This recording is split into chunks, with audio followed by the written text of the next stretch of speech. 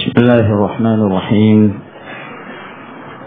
السلام عليكم ورحمة الله وبركاته. إن الحمد لله نحمده ونستعينه ونستغفره ونعوذ بالله من شرور أنفسنا ومن سيئات أعمالنا. من يهده الله فلا مضل له ومن يضلل فلا هادي له. وأشهد أن لا إله إلا الله وحده لا شريك له. وأشهد أن محمدا عبده ورسوله.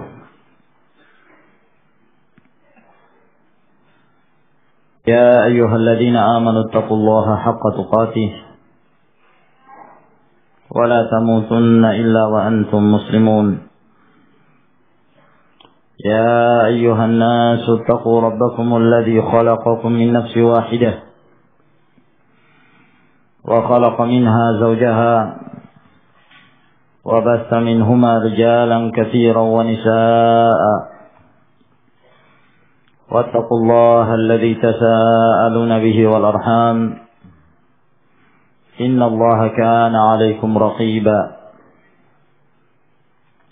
يا أيها الذين آمنوا اتقوا الله وقولوا قولا سديدا يصلح لكم أعمالكم ويغفر لكم ذنوبكم. ومن يطع الله ورسوله فقد فاز فوزا عظيما.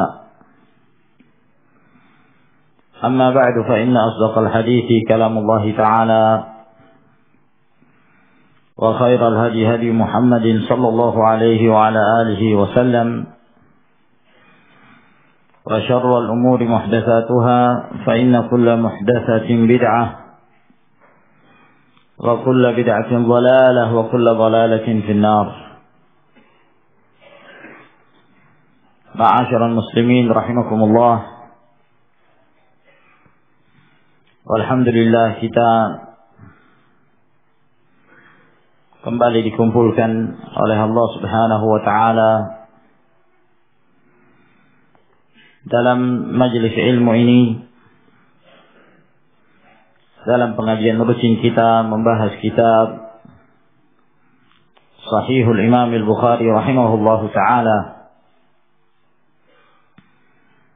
Kita memohon kepada Allah Subhanahu wa taala semoga Allah senantiasa mencatat apa yang telah kita amalkan, apa yang telah menjadi usaha kita datang ke majelis ilmu ini sebagai pahala yang berlipat ganda dan sebagai tabungan di akhirat pada saat kita bertemu Allah Subhanahu wa taala. Kita masih dalam pembahasan Kitabul Ilm dari Sahihul Imam Al-Bukhari rahimahullahu taala, di mana kita memasuki bab yang berikutnya. Berkata Al-Imam Abu Abdullah Muhammad bin Ismail bin Ibrahim ibn Al-Mughirah ibn Bardizbah Al-Ju'fi maulahum Al-Bukhari rahimahullahu ta'ala. Babul ghadabi fil maw'izati wat ta'lim idza ra'a ma yakrah. Bab al-ghadab, bab tentang marah. Fil maw'izah, ketika memberikan nasihat, ujangan, wat ta'lim, dan ketika memberikan ilmu dan pelajaran. Idza ra'a ma yakrah, apabila dia melihat sesuatu yang dia tidak suka, sesuatu yang dibenci. Dan apa yang disebutkan oleh Al-Imam Al-Bukhari rahimahullahu taala di dalam judul bab ini untuk menjelaskan bahwa marah ketika memberikan nasihat dan marah ketika melihat hal-hal yang tidak disukai secara syar'i, maka dengan tujuan untuk memberikan pelajaran yang demikian ini adalah perkara yang diperbolehkan secara syar'i. Ini yang dimaksud oleh Al-Imam Al-Bukhari rahimahullahu ta'ala dalam menyampaikan nasihat, dalam memberikan bimbingan, demikian pula dalam hal memberikan ilmu. Apabila ada sesuatu yang perlu untuk disampaikan dan kadang-kadang dibutuhkan al-ghadab, sikap marah, mungkin karena dilanggarnya syariat Allah Subhanahu wa ta'ala, atau dikerjakannya perkara-perkara yang diharamkan oleh Allah Jalla wa Ala, maka diperbolehkan untuk marah. Maka dari sini menjelaskan kepada kita bahwa marah tersebut ada marah yang tercela, ada pula marah yang diperbolehkan secara syar'i. Oleh karena itu ada hadis-hadis yang datang dari Nabi sallallahu alaihi wasallam yang menjelaskan tentang tercelanya marah. Dalam hadis yang diriwayatkan oleh Imam Al-Bukhari rahimahullahu taala, ketika ada seorang datang kepada Rasulullah sallallahu alaihi wasallam, lalu dia mengatakan, "Ya Rasulullah, ausini." Wahai Rasulullah, berikanlah kepadaku wasiat. Kata Nabi alaihi salatu wassalam, "La taghdab." Janganlah kamu marah. Jangan kamu suka marah. Faraddada miraran qala la taghdab. Lalu kemudian dia berkali-kali meminta wasiat kepada Nabi alaihi salatu wassalam. Rasulullah sallallahu alaihi wasallam tetap memberikan wasiat kepadanya agar jangan kamu suka marah. Sebab marah tersebut, apabila kemarahan seseorang tidak terkendali, maka dapat menimbulkan kerusakan-kerusakan lainnya. Dan dia akan terjatuh dalam perbuatan-perbuatan dosa yang lainnya. Berapa banyak dari mereka yang marah disebabkan karena kemarahan tersebut akhirnya mencelakakan dirinya. Dia bunuh diri. Dan itu adalah merupakan dosa besar yang diharamkan Allah Jalla wa'ala. Di antara mereka ada yang marah. Akhirnya kemarahan tersebut menyebabkan dia lupa diri. Dan ucapan-ucapannya tidak terkontrol. Nah, apa saja yang dia keluarkan. Nama-nama binatang keluar semua dari mulutnya. Allahul musta'an. Kenapa? Karena sudah tidak terkontrol. Sehingga dia tidak menjaga lisannya. Dalam hadis yang diriwayatkan oleh Imam Ahmad rahimahullah dari Anas bin Malik radhiyallahu ta'ala anhu, kata Nabi sallallahu alaihi wasallam, "La yastaqimu imanu 'abdin hatta yastaqima qalbuhu, wa la yastaqimu qalbuhu hatta yastaqima lisanuhu." Tidak akan lurus keimanan seorang hamba sampai hatinya itu lurus. Dan tidak akan lurus pula hati seseorang sampai lisannya itu lurus. Sampai dia menjaga lisannya. Agar kemudian dia tidak mengucapkan kalimat-kalimat yang dapat menyebabkan kemurkaan Allah Subhanahu wa ta'ala. Oleh karenanya suatu ketika Abu Bakar As-Siddiq radhiyallahu taala anhu bertemu dengan Umar bin Al-Khattab. Umar melihat Abu Bakar As-Siddiq dalam keadaan memegang lisannya. Lalu kata Umar kepada Abu Bakar As-Siddiq, "Nah, kenapa engkau melakukan ini? Ada apa? Biarkan lisanmu itu." Kata Abu Bakar As-Siddiq radhiyallahu taala anhu, "Hadzal ladzi awradani al-mawarid." Alat inilah yang menyebabkan datangnya kebinasaan itu yang menimpa. Maka al-lisan, ma'asyiral ikhwah rahimakumullah, Seseorang tidak menyangka mungkin satu kalimat yang dia ucapkan menyebabkan dia dimasukkan ke dalam neraka jahannam wal-'iyadzu billah. Kaburat kalimatan takhruju min afwahihim yaquluna illa kadiba. Na'am. Wa inna ar-rajul la yatakallamu bil kalimah min sakhatillahi jalla wa ala la yahwi biha balan yudkhiluha bidzalika an-nar.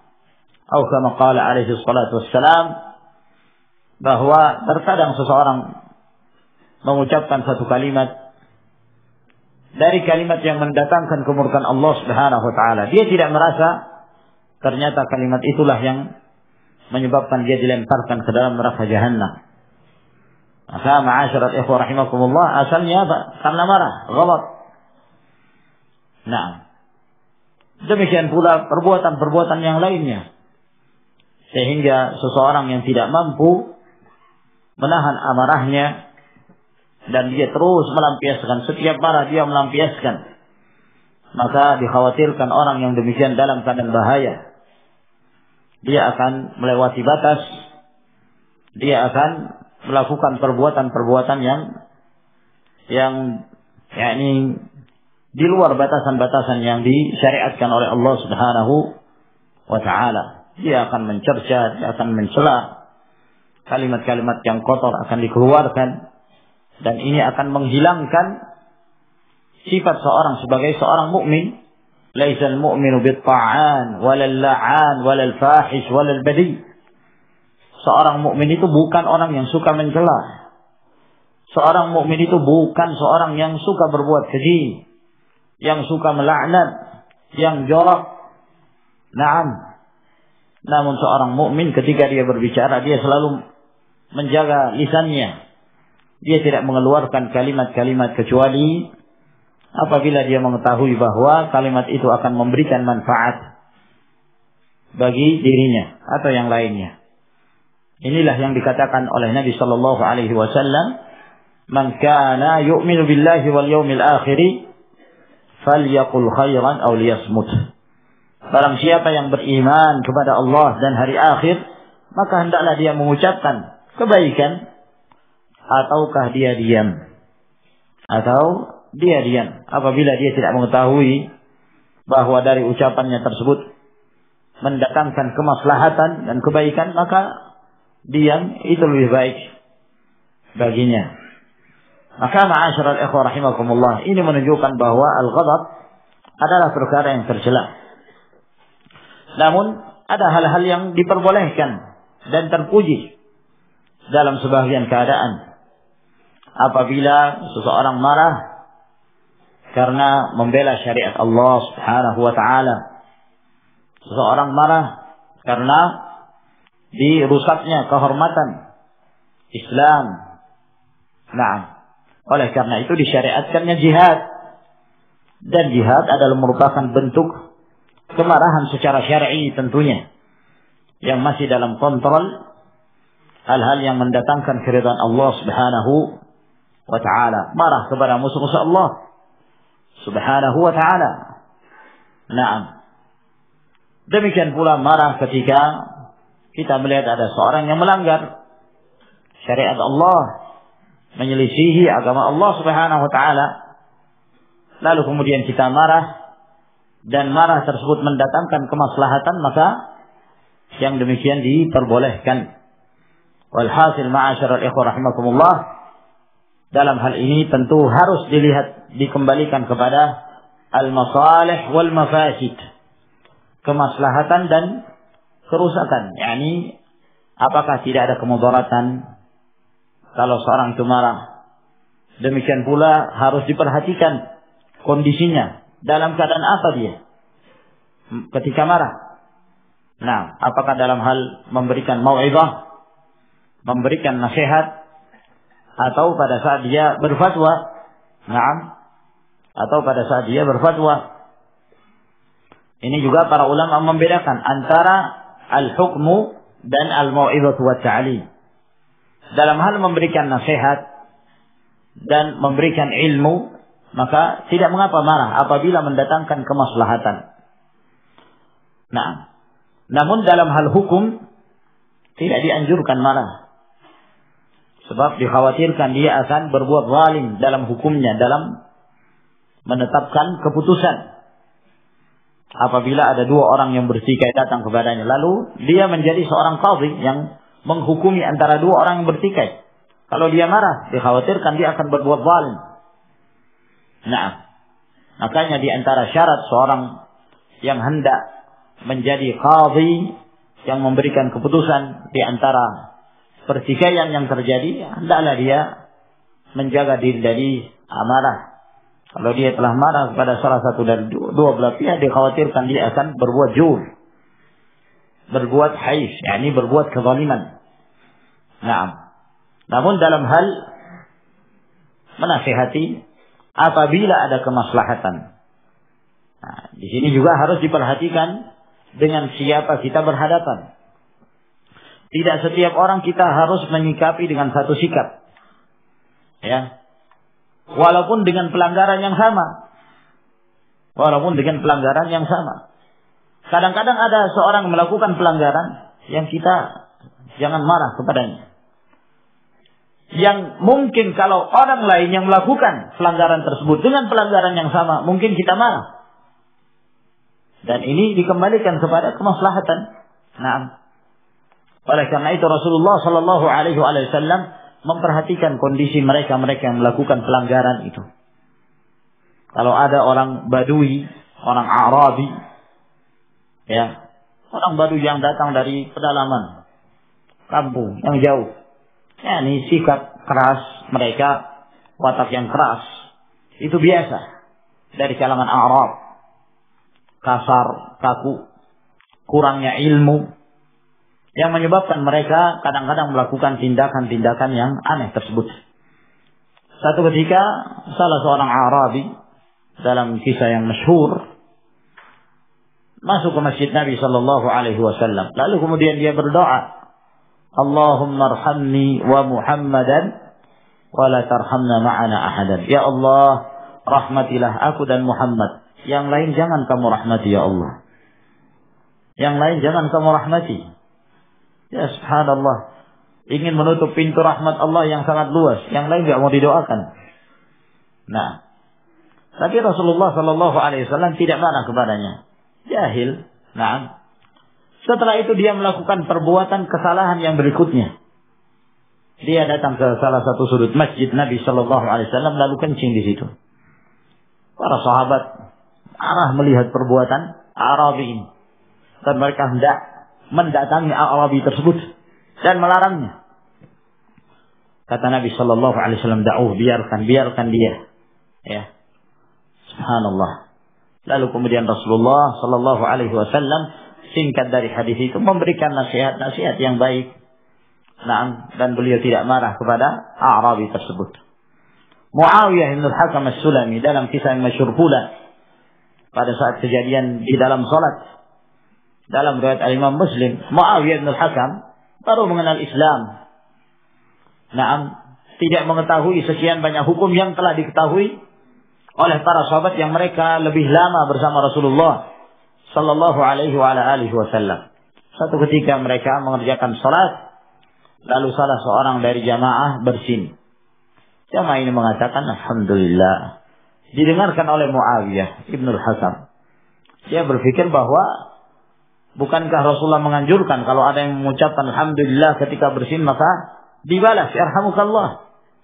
Dia tidak mengetahui kalau dalam sholat itu tidak boleh. Dia belum mengetahui sekian banyak. Maka akhirnya dia pun mengucapkan yarhamukallah. Nah, ternyata perbuatannya itu mengundang reaksi para sahabat. Nah, para sahabat ada yang meliriknya. Nah, melihatnya, ada apa? Maksudnya diam, jangan melakukan perbuatan itu. Tapi subhanallah, justru itu semakin membuat Muawiyah bin Al-Hakam berbicara di dalam salatnya. Dia mengatakan, wa saqla ummaya, ma lakum tadhuruna ilayya. Ada apa kalian? Apain kalian melihat-lihat ana ini dalam salat? Naam. Ada apa kalian ini? Naam. Akhirnya para sahabat memukulkan ke paha-paha mereka. Nah, maka pahamlah Muawiyah bahwa dia diperintahkan untuk diam. Nah, setelah selesai sholat, kata Muawiyah radhiyallahu ta'ala anhu, demi Allah, aku belum pernah mendapatkan seorang pendidik, seorang pengajar yang lebih baik dari Rasulullah sallallahu alaihi wasallam. Beliau tidak marah kepadaku, beliau tidak menghardikku. Nah, namun beliau mengatakan kepadaku bahwa salat ini bukanlah tempat untuk seorang mengucapkan kalimat-kalimat, ya, namun di dalamnya seorang zikrullah, na'am, ibadah dan membaca Al-Qur'anul Karim. Dan Rasulullah alaihi wasallam tidak marah. Kenapa? Karena beliau tahu bahwa Muawiyah ini orang yang baru. Nah, belum banyak mengenal tentang syariat Islam. Yang mungkin kalau sahabat yang lain seperti Ibnu Mas'ud atau seperti Abu Dzar, ya, yang mereka telah lama bersama Rasulullah SAW melakukan pelanggaran itu, maka beliau akan marah. Nah, beliau akan marah. Sebagaimana marahnya Nabi SAW kepada Mu'adz bin Jabal radhiyallahu ta'ala anhu ketika dia memanjangkan salatnya. Sampai beliau mengatakan, "Afattanun anta ya Mu'adz? Apakah engkau ini juru fitnah wahai Mu'adz?" Nah, beliau marah. Sehingga barakallahu fikum tentu dikembalikan pada keadaan, kondisi, kemaslahatan dan mafsadah. Bukanlah suatu hal yang baik seorang setiap pelanggaran marahi. Setiap pelanggar marah. Akhirnya jadi tabiatnya itu marah terus. Nah, namun lihat kondisinya, lihat keadaannya. Nah, dan lihat keadaan seorang yang kita berikan nasihat. Nah, maka ini ma'asyiral ikhwah rahimakumullah yang penting untuk kita tahu. Nah, قال الإمام البخاري رحمه الله تعالى حدثنا محمد بن كثير, telah memberitakan kepada kami Muhammad bin Katsir al-Abdi. Beliau berasal dari Basrah. Beliau seorang perawi yang thiqah. Qala akhbarana Sufyan. Beliau berkata telah mengabarkan kepada kami Sufyan. Yang dimaksud Sufyan di sini adalah Sufyan ats-Tsauri. Sufyan bin Sa'id bin Masruq Abu Abdullah ats-Tsauri al-Kufi, imamnya Kufah pada zamannya, rahimahullahu ta'ala. Salah seorang di antara imam ahli sunnah wal jamaah. An ibn Abi Khalid, dari ibnu Abi Khalid, Ismail. Nama beliau Ismail bin Abi Khalid al-Ahmasi, maulahum al-Bajali. Beliau juga berasal dari Kufah. Beliau seorang perawi yang thiqah dan sangat terpercaya dalam meriwayatkan hadis. An Qais ibn Abi Hazim, dari Qais bin Abi Hazim. Qais bin Abi Hazim al-Bajali, beliau termasuk dari kalangan tabi'in yang memiliki keutamaan.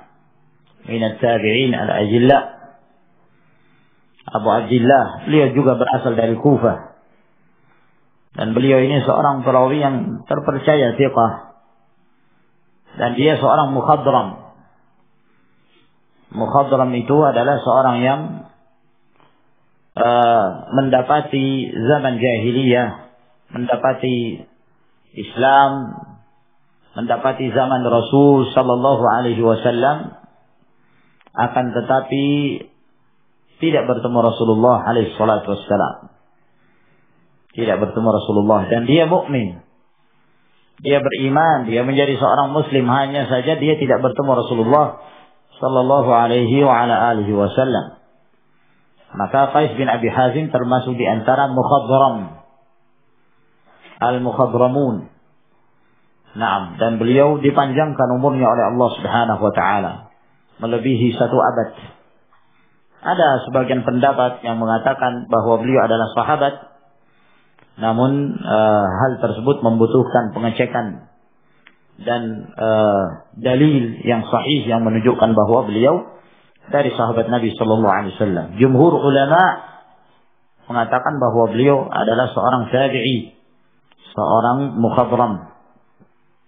Dari sini kita mengetahui bahwa sanad hadis Al-Imam Al-Bukhari rahimahullahu ta'ala yang kita bacakan ini seluruhnya perawi-perawi yang berasal dari Kufah kecuali gurunya Al-Imam Al-Bukhari. Gurunya Al-Imam Al-Bukhari Muhammad bin Katsir Al-Abdi, beliau berasrah. An Abi Mas'ud Al-Ansari radhiyallahu ta'ala anhu qala, dari Abu Mas'ud Al-Ansari radhiyallahu ta'ala anhu Al-Badri, Uqbah bin Amr, para sahabat yang mulia, mengikuti beberapa peperangan bersama Rasulullah alaihi salatu wassalam. Hanya saja penisbahan Al-Badri, beliau dinisbahkan Al-Badr, yakni nisbah kepada daerah yang namanya Badr, bukan karena beliau mengikuti perang Badar, bukan karena beliau ikut dalam peristiwa Badar bersama Rasulullah sallallahu alaihi wasallam, namun penisbahan Al-Badri karena beliau sempat tinggal di daerah Badar tersebut. Qala, beliau berkata, qala rajulun, ada seseorang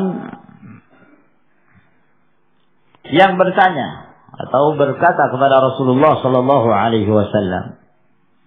Al-Hafidz Ibnu Hajar menjelaskan bahwa orang yang datang kepada Nabi alaihi salatu wassalam ini adalah Hazm bin Abi Ka'ab. Hazm bin Abi Ka'ab. Qala rajulun, berkata seseorang, yaitu Hazm bin Abi Ka'ab, ya Rasulullah, wahai Rasulullah, la akadu udriku salata mimma yutawwilu bina fulanun. Wahai Rasulullah, hampir-hampir aku tidak mendapati salat disebabkan karena si fulan yang terlalu memanjangkan salatnya ketika salat memimpin kami. Nah, perhatikan dari apa yang disebutkan oleh ini. Dia mengatakan, wahai Rasulullah, hampir-hampir saja aku tidak mendapati salat disebabkan karena si fulan yang terlalu memanjangkan salatnya ketika memimpin salat pada kami. Menunjukkan bahwa beliau mengeluhkan tentang keadaan salatul jamaah yang dipimpin oleh si fulan, yang di sini tidak disebutkan siapa namanya. Nah, namun dari ucapan Hazm ini kepada Rasulullah sallallahu alaihi wasallam ada yang mushkil, ada yang aneh. Karena ketika dia mengatakan hampir saja aku tidak mendapati salat disebabkan karena si fulan yang terlalu memanjangkan. Justru kalau dipanjangkan akan mendapati salat, kan begitu mesti. Nah, justru kalau dipanjangkan, ya seorang akan mudah untuk mendapati salatul jamaah. Tidak didapati kalau salatnya pendek. Oleh karena itu, sebagian menganggap bahwa apa yang disebutkan oleh Hazm ini muskil, aneh. Nah, namun para ulama memberikan taujih dari apa yang disebutkan oleh Hazm bin Abi Ka'ab ini kepada Rasulullah sallallahu alaihi wasallam. Bukan yang dimaksud oleh beliau bahwa aku hampir saja tidak mendapat. Namun yang dimaksud oleh Hazm bin Abi Ka'ab radhiyallahu ta'ala anhu ketika dia mengatakan, ya Rasulullah, la akadu udriku salata. Nah, yang dimaksud oleh beliau la akadu udriku salah, sebagian mengatakan yang dimaksud udrik ay atruk. Hampir saja aku meninggalkan salat. Hampir saja aku meninggalkan salat. Karena si fulan yang terlalu memanjangkan salatnya. Nah, ini taujih yang pertama yang disebutkan oleh Al-Hafidz Ibnu Hajar rahimahullah, bahwa Ini taujih yang hasan, taujih yakni bimbingan yang bagus dalam memahami apa yang disebutkan oleh Hazm bin Abi Ka'ab. Dan yang semakna pula atau mirip seperti yang disebutkan oleh sebagian para ulama bahwa Hazm bin Abi Ka'ab mengatakan, ya Rasulullah, la akadu udrikus shalah, ya, bahwa hampir aku tidak pernah mendapati salat dari takbir yang pertama bersama imam tersebut. Nah, intinya bahwa orang yang datang kepada Nabi Shallallahu Alaihi Wasallam ini mengeluhkan tentang panjangnya salat yang dikerjakan oleh al-imam, panjangnya bacaan yang disebutkan, yang dibaca oleh al-imam. Nah, sehingga dia mengeluh datang kepada Rasulullah Shallallahu Alaihi Wasallam, ya Rasulullah, nah, imam ini terlalu memanjangkan sholatnya, sehingga hampir saja aku tidak mendapati sholat dari awal. Maksudnya apa? Kalau imamnya ini mulai sholat, maka dia sengaja memperlambat diri. Ini kelamaan ini imam kalau baca. Nah, nanti kalau diperkirakan sudah mendekati rukuk, baru dia datang. Nah, sehingga dia sering terlambat. Nah, karena ulah si imam yang selalu memanjangkan sholatnya. Nah, dan dia tidak kuat melakukan hal itu. Maka kata Abu Mas'ud Al-Ansari radhiyallahu ta'ala anhu yang meriwayatkan hadis ini, setelah orang ini mengeluhkan hal itu kepada Rasulullah sallallahu alaihi wasallam, kata Abu Mas'ud, "Fama ra'aitu an-nabiy sallallahu alaihi wa ala alihi wasallam fi mau'izatin ashadda ghadaban min yawma idin." Aku tidak pernah melihat Nabi sallallahu alaihi wasallam di dalam satu nasihat yang lebih marah beliau dari nasihatnya pada saat itu. Nah, faqala, kemudian Rasulullah sallallahu alaihi wasallam mengatakan, "Ayyuhan nas, innakum munaffirun." Wahai sekalian manusia, sesungguhnya kalian ini membuat orang-orang itu lari dari agama Allah. Faman shalla bin nasi falyukhaffif. Siapa di antara kalian yang salat memimpin manusia, memimpin kaum muslim, maka hendaklah dia meringankan. Fa inna fihimul marida wad-dha'ifa wa dzal hajah. Karena sesungguhnya di antara makmum itu ada yang sakit, ada yang lemah, ada pula yang memiliki kebutuhan-kebutuhan yang lainnya. Demikian hadis yang disebutkan oleh Al-Imam Al-Bukhari rahimahullahu ta'ala ini. Hadis ini disebutkan oleh Al-Imam Al-Bukhari di dalam Kitabul Ilm dan akan disebutkan nanti dalam bab-bab yang lainnya. Sebagaimana yang kita ketahui bahwa Al-Imam Al-Bukhari terkadang mengulangi satu hadis itu diulangi sekian kali, 2 kali, 3 kali, bahkan ada yang sampai 7 kali. Itu disebabkan karena ada faedah yang beliau inginkan, sehingga ketika beliau menyebutkan di bab tersebut sejalan dengan bab yang beliau sebutkan. Nah, sehingga karena satu hadis itu kadang-kadang mendapatkan sekian banyak faedah, sehingga beliau tempatkan sesuai pada tempatnya. Nah, nanti akan beliau sebutkan lagi dalam masalah al-imamah. Nah, imamah dalam memimpin salatul jamaah, dan beliau sebutkan pula di tempat ini. Walhasil Al-Imam Al-Bukhari menyebutkan hadis ini di mana beliau hendak menjadikan sebagai syahid, sebagai penguat dari bab tentang marahnya Rasulullah sallallahu alaihi wasallam ketika memberikan nasihat kepada para sahabat. Nah, dari ucapan Abu Mas'ud Al-Ansari radhiyallahu ta'ala anhu, "Fama ra'aitu an-nabiyya sallallahu alaihi wa ala alihi wasallam fi mau'izatin ashadda ghadaban min yawma idin." Aku tidak pernah melihat Nabi sallallahu alaihi wasallam marah dalam satu nasihatnya yang lebih marah beliau dari nasihat beliau yang beliau sampaikan pada saat itu. Maka di dalam hadis ini kita mendapatkan beberapa fawaid. Nah, di antara faedah dari hadis ini bolehnya dan diperbolehkan secara syar'i seorang itu marah dalam memberikan nasihat, dalam mencegah kemungkaran, dalam menyampaikan ilmu, boleh seorang itu marah. Nah, marah karena dirusaknya agama Allah, langgarnya hukum-hukum Allah Subhanahu wa ta'ala. Sekali lagi bahwa ini harus dilihat kepada kemaslahatan yang ada. Dan pernah pula Nabi SAW marah dalam kesempatan yang lainnya ketika beliau melihat sebagian para sahabat mereka tidak sempurna dalam membasuh kaki-kaki mereka ketika berwudu. Maka beliau dengan suara yang lantang, beliau pun berteriak dan mengatakan, wailul lil aqabi minan nar. Kecelakaan, wail bagi tumit-tumit yang tidak tersentuh wudu. Itu akan tersentuh api neraka. Nah, beliau mengucapkan dengan suara yang lantang yang menunjukkan diperbolehkannya. Nah, dan dalam beberapa keadaan pula Rasulullah Shallallahu Alaihi Wasallam terkadang marah sampai dalam hal menetapkan hukum.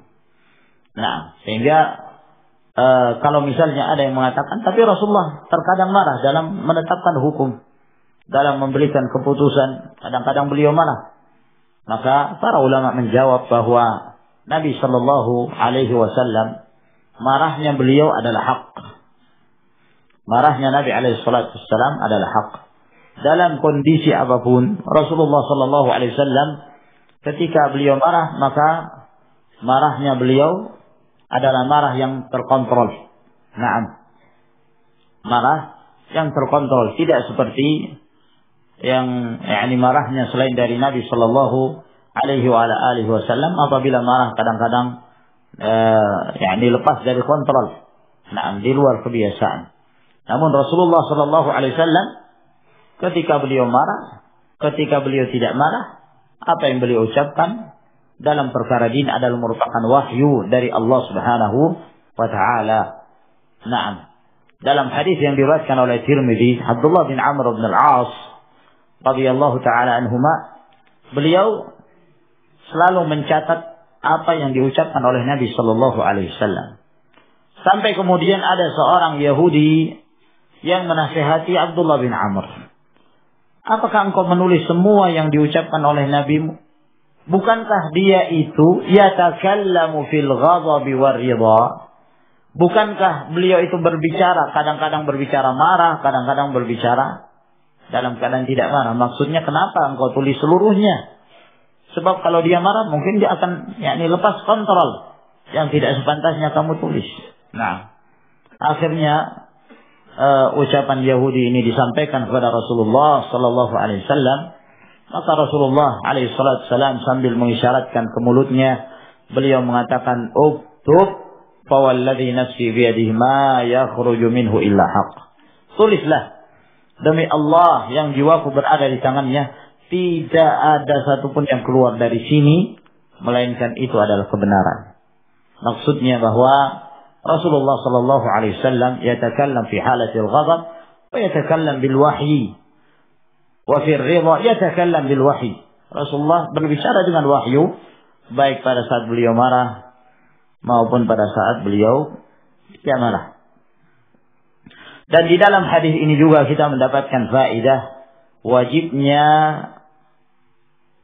meringankan salatul jamaah. Nah, meringankan salatul jamaah. Melihat kondisi makmum, bagaimana keadaan mereka. Nah, dan Rasulullah sallallahu alaihi wasallam selalu mengingatkan para sahabatnya dalam hal ini. Fa ayyukum amman nasa falyujiz. Siapa di antara kalian yang menjadi imam, yang memimpin kaum muslimin dalam salatul jamaah, maka hendaklah dia persingkat. Nah, persingkat yang dimaksud di sini jangan terlalu panjang dalam membaca qiraah dan dalam melakukan gerakan-gerakan salat. Bukan yang dimaksud persingkat yakni meringkas Al-Qur'anul Karim, meringkas bacaan, lah. Bukan itu yang dimaksud. Nah, yang dimaksud adalah jangan ditatwil, dipanjangkan. Nah, siapa di antara kalian yang memimpin dalam mengerjakan sholatul jamaah, maka hendaklah dia persingkat, dia ringkas. Nah, dan demikian pula Nabi Shallallahu Alaihi Wasallam memberikan nasihat kepada salah seorang sahabat, waqtadi bi adhafihim, dan hendaklah engkau mengikuti yang paling lemah, dari jamaah tersebut. Oleh karena itu satu orang jamaah itu, ya, kalau memang dia yang paling lemah, perhatikan kondisinya, perhatikan keadaannya. Walaupun mungkin 99,9% semuanya setuju dipanjangkan. Nah, ya, tapi kalau satu orang tidak mampu, perhatikan yang satu ini. Nabi Shallallahu Alaihi Wasallam memerintahkan kita untuk memperhatikan kondisi jamaah walaupun satu orang. Nah, ma'asyiral ikhwah rahimakumullah, mungkin dengan dalil ini ada yang mengatakan, ya kalau begitu sholatnya bablas. Nah, ya, yang quruna kana qaratil ghurab, seperti totokan burung gurat, burung gagak. Nah, rukuknya tidak tumakninah, berdiri tidak tumakninah, terus, yakni belum selesai suratul Fatihah dibaca sudah rukuk. Kita baru mau rukuk, dia sudah berdiri. Kita baru mau i'tidal, dia sudah di bawah. Nah, Allahul musta'an. Saking cepatnya gerakannya. Kalau ditanya alasannya, bahwa kita kan diperintahkan untuk meringankan sholat. La, tidak demikian keadaannya, ma'asyiral ikhwah. Meringankan sholat ma'al itmam, tapi harus dengan disempurnakan. Disempurnakan gerakan-gerakan sholat, disempurnakan bacaan. Nah, tidak seperti orang yang dikejar, namun tetap dalam keadaan tenang. Nah, agar kemudian seorang itu tidak yamal, tidak terlalu bosan, tidak bosan. Nah, tidak juga seorang itu tidak merasakan ruhnya sholat. Nah, sholatnya ini seakan-akan mengganggu aktivitas yang lain. Lah, jangan sampai seperti itu keadaannya. Sholat. Nah, gerakan-gerakan sholat tetap harus disempurnakan. Inilah yang dikatakan oleh Anas bin Malik radhiyallahu ta'ala anhu, aku tidak pernah melihat orang yang paling ringkas sholatnya dan yang paling sempurna sholatnya dari Rasulullah Sallallahu Alaihi Wasallam. Sholatnya tidak panjang tapi sempurna. Nah, tumakninahnya, bacaan-bacaannya, gerakan-gerakan sholatnya beliau sempurna, namun tidak menyebabkan orang lain itu atau makmumnya itu lari dari jamaahnya Nabi Sallallahu Alaihi Wasallam. Maka ini ma'asyiral ikhwah rahimakumullah, berarti kita harus perhatikan kondisi makmum, ya. Jangan perhatikan diri kita sebagai imam misalnya. Wah, anak kan masih kuat. Nah, masih kuat. Maka dia perhatikan dirinya, mentang-mentang dia masih muda, masih kuat. Baca seenaknya. Nah, baca seenaknya. Mentang-mentang banyak hafalan, dibaca sak juz misalnya. Satu rakaat 1 juz. La haula wala quwata illa billah. Sementara yang di belakang mungkin ada yang sakit, mungkin ada yang punya hajah, mungkin ada yang lemah. Maka ini ma'asyiral ikhwah rahimakumullah, menyelisihi sunnah Rasul sallallahu alaihi wa ala alihi wasallam. Nah, tidak demikian.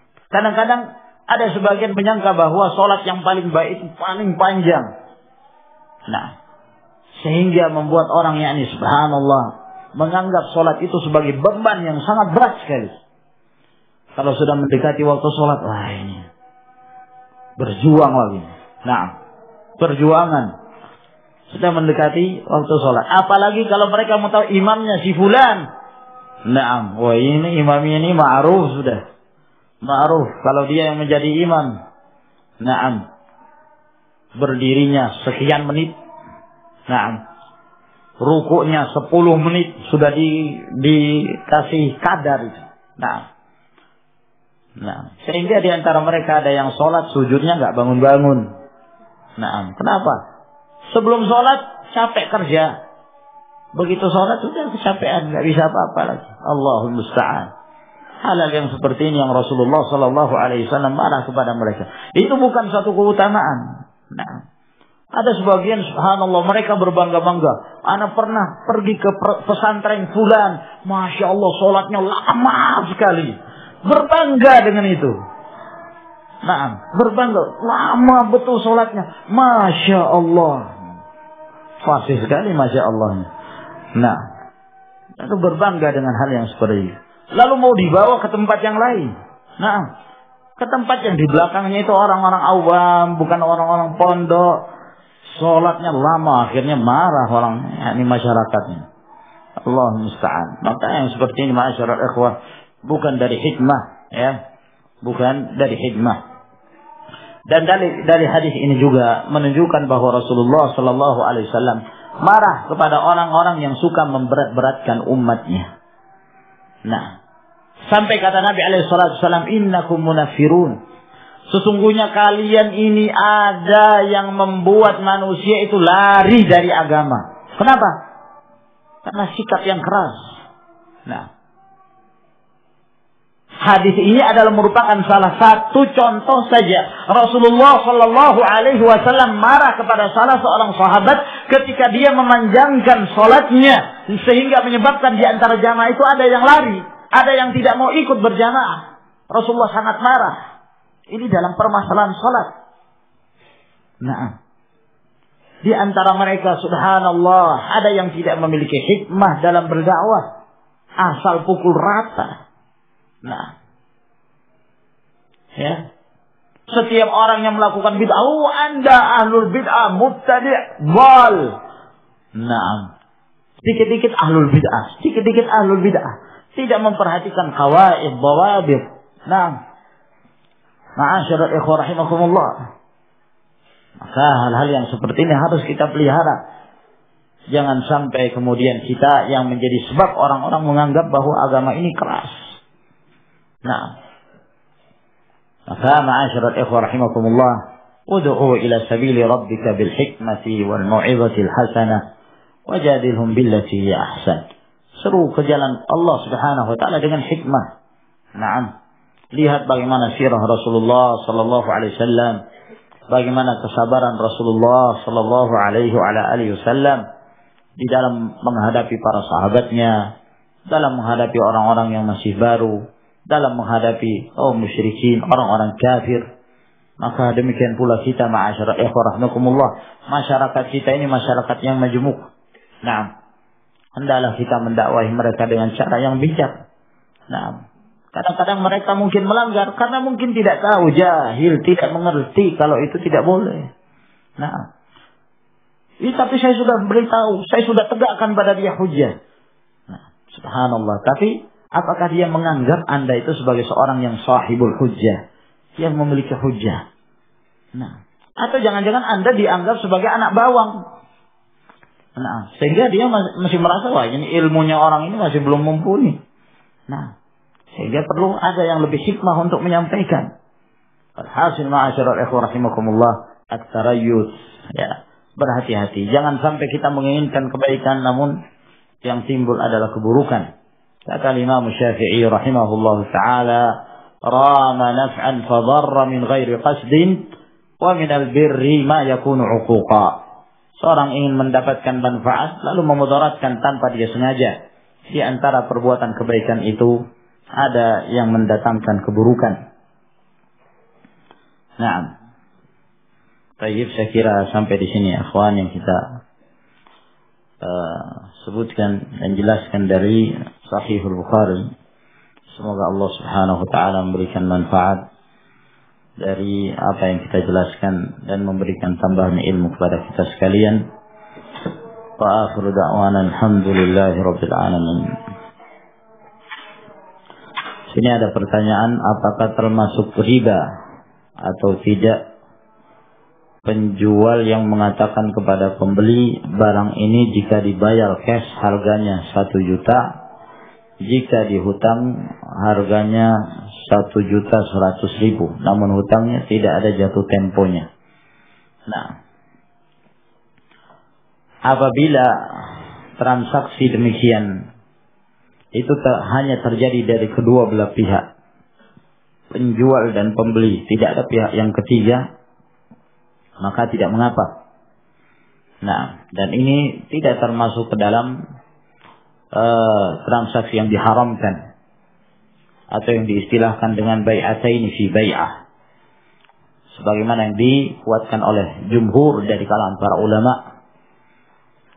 Nah, Jadi apabila misalnya seorang punya barang, dia ingin menjual, lalu dia mengatakan, kalau Anda hendak membeli cash, maka saya jual 1 juta.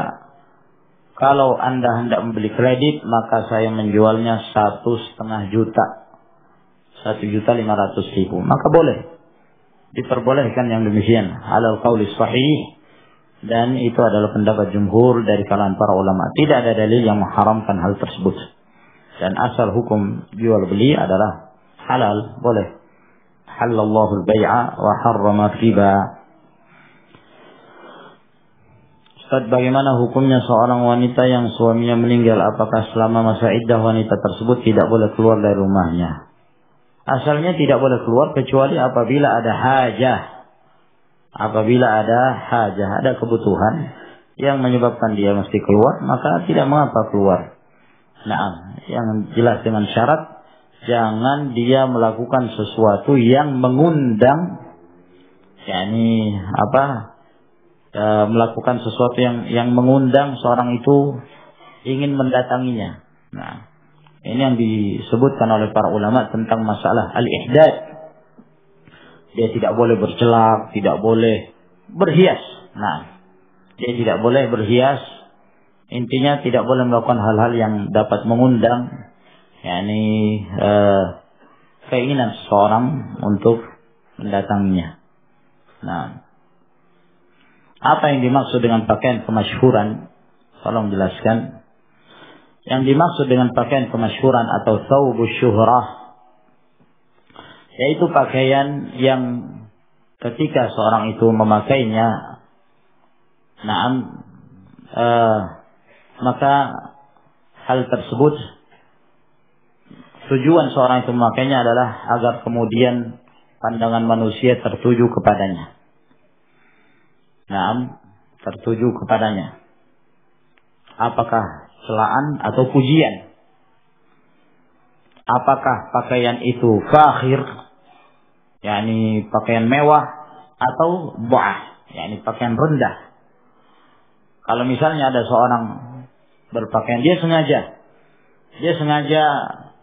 jadikan yakni pakaian dia menjahit-jahit pakaiannya gitu, jadi kelihatan seperti compang-camping, sengaja dia. Nah, supaya orang melihat bahwa masya Allah orang ini zuhud, ya bajunya aja nggak diganti-ganti, pakai baju masya Allah. Jadi akhirnya orang melihat, wah ini orang ini ahli ibadah dan seterusnya. Maka itu yang dimaksud dengan thawbu syuhrah, yang disebutkan dalam sebagian riwayat, hadis riwayat Imam Ahmad, man labisa thawba syuhratin fid dunya albasahu Allahu jalla wa ala thawba mazallatin yaumil qiyamah. Barang siapa yang menggunakan pakaian syuhrah di dunia, maka Allah Subhanahu wa taala akan memakaikan padanya pakaian kehinaan pada hari kiamat. Namun hadis ini pun menjadi perselisihan di kalangan para ulama. Karena di dalam hadis ini ada seorang perawi muhajir Asy-Syami. Dia seorang perawi yang majhul. Sehingga dengan keadaan tersebut hadis ini para ulama sebagian melemahkannya. Para ulama melemahkan riwayat tersebut. Alhasil telah datang dari ucapan para ulama ussalaf di mana mereka mencela adanya thawbu syuhrah. Jadi thawbu syuhrah tersebut yang perlu dilihat dari jenis pakaiannya, juga demikian pula dilihat dari niat seseorang. Ya, kenapa dia memakai pakaian tersebut? Nah, kalau memang tujuannya agar kemudian orang memperhatikan dia, melihat dia, ya, menganggap bahwa dia aneh sendiri, maka ini berarti dia telah termasuk dalam seorang memakai thawbu syuhrah. Namun kalau dia memakai pakaian, yang karena dia ingin menampakkan dirinya sebagai seorang muslim, dia tidak ingin memakai pakaian yang yakni setiap ada model baru kemudian dipakai, setiap ada model baru dari barat kemudian dipakai, sehingga tidak menampakkan identitasnya sebagai seorang muslim. Lalu akhirnya kemudian dia mengenakan pakaian yang menyelisihi mayoritas karena kebanyakan mereka terpengaruh dengan kondisi luar, maka ini tidak termasuk ke dalam thawbu syuhrah. Ini tidak termasuk dalam thawbu syuhrah insyaallah taala. Dan ana telah bertanya kepada beberapa ulama tentang masalah ini. tentang seorang yang memakai gamis atau seorang memakai jubah misalnya di satu negeri, yang mana negeri tersebut ya mungkin kebanyakan mereka tidak menggunakan pakaian tersebut, kata mereka tidak mengapa, ya, yang demikian tidak termasuk dalam thawbu syuhrah, yang dicela di dalam hadis tersebut, sebagaimana kita sebutkan bahwa hadis itu sendiri terjadi pembicaraan para ulama di dalamnya. Wallahu taala a'lam bishawab. Insyaallah sampai di sini kita lanjutkan di pertemuan yang berikutnya. Wa akhiru da'wana alhamdulillahi rabbil alamin. Assalamualaikum warahmatullahi wabarakatuh.